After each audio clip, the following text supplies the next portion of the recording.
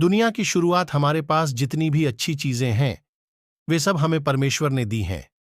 उसने हमें दिन में रोशनी देने के लिए सूरज बनाया और रात में थोड़ी बहुत रोशनी देने के लिए चांद तारे बनाए, और हां, हमारे रहने के लिए धरती भी बनाई। लेकिन परमेश्वर ने सूरज, चांद तारे और धरती बनाने से पहले और भी किसी को बनाया था।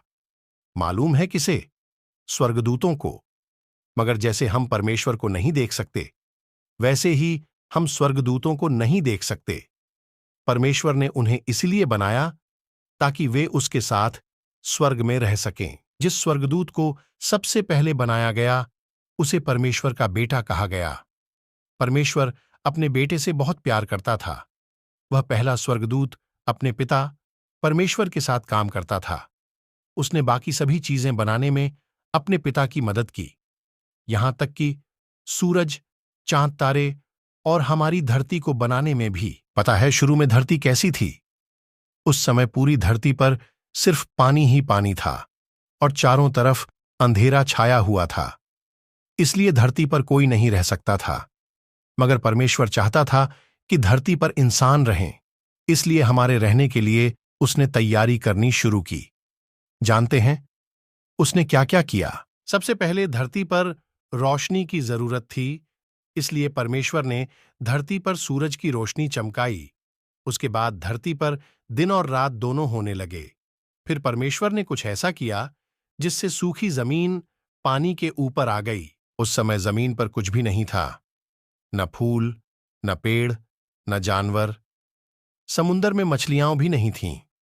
उस वक्त धरती यहां दी तस्वीर जैसी ही दिखती थी। अभी परमेश्वर को धरती पर बहुत काम करना था ताकि इस पर इंसान और जानवर रह सकें। जरा इस तस्वीर को तो देखिए।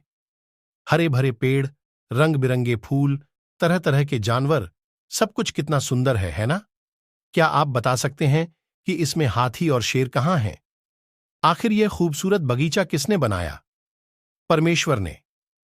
चलिए देखें कि परमेश्वर ने इस धरती को हमारे रहने लायक बनाने के लिए क्या क्या किया।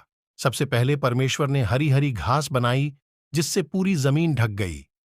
फिर उसने सब तरह के छोटे छोटे पौधे, झाड़ियां और पेड़ बनाए। ये पेड़ पौधे धीरे धीरे बढ़ने लगे जिससे सारी धरती खूबसूरत दिखने लगी। इनमें से बहुत से पेड़ पौधे हमें खाने के लिए अच्छी अच्छी चीजें देते हैं। उसके बाद परमेश्वर ने मछलियां बनाई जो पानी में तैरती हैं और चिड़ियां बनाई जो आसमान में उड़ती हैं। उसने कुत्ते, बिल्ली, घोड़े, सब तरह के छोटे बड़े जानवर भी बनाए। आपके घर के आसपास कौन से जानवर रहते हैं? जब परमेश्वर ने हमारे लिए इतनी सारी चीजें बनाई हैं तो क्या हमें खुश नहीं होना चाहिए? आखिर में परमेश्वर ने धरती के एक हिस्से को सबसे ज्यादा खूबसूरत बनाया। उसमें एक एक चीज सुंदर थी। परमेश्वर ने उस जगह का नाम रखा अदन बगीचा। वह चाहता था कि सारी धरती ठीक उस बगीचे की तरह बन जाए। सोचिए, यहोवा परमेश्वर ने आदम को कैसे बनाया होगा। उसने जमीन से थोड़ी मिट्टी ली, फिर उससे एक इंसान का शरीर बनाया। उस शरीर में कोई कमी नहीं थी। तब परमेश्वर ने उसकी नाक में सांस फूंकी और आदम जिंदा हो गया। इसके बाद यहोवा परमेश्वर ने आदम को एक काम दिया। उसने आदम से कहा कि वह सब जानवरों के नाम रखे। आदम शायद उन्हें बड़ी देर तक देखता रहा होगा ताकि वह उनमें से हर एक को कोई अच्छा सा नाम दे सके। जब आदम जानवरों के नाम रख रहा था तो उसने कुछ देखा। पता है क्या? उसने देखा कि सब जानवरों के साथी थे।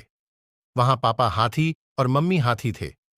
पापा शेर और मम्मी शेर थे। मगर आदम का कोई साथी नहीं था। तब मालूम है यहोवा ने क्या किया? उसने आदम को गहरी नींद में सुला दिया। फिर उसकी पसली की एक हड्डी निकाली और उससे आदम के लिए एक औरत बनाई।